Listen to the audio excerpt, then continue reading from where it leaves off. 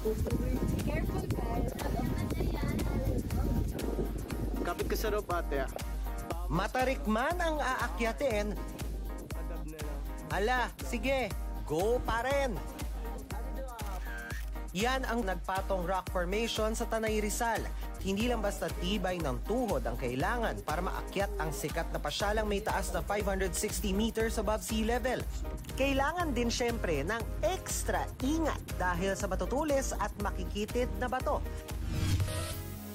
Pagdating naman sa tuktok, feeling mo on top of the world at may bonus ka pang IG-worthy photos.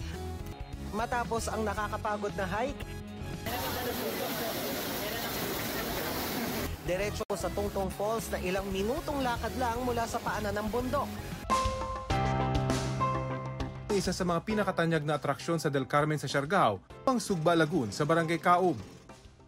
Enjoy rin ng mga turista sa kayaking activity sa loob ng lagoon. Everything in the Philippines so far is amazing. Isang posibleng bagong atraksyon, isang kuwebang kalahating oras lang ang layo mula sa lagoon. Malalim daw ang kuweba at maraming tila kristal sa loob, bukod pa sa naglalakiang stalactite at stalagmites. Nakipag-ugnayan na raw ang barangay sa DNR para mabuksan ito sa publiko. Pinag-aaralan pa ng DNR ang mga matatagpuang flora at fauna sa loob ng kuweba.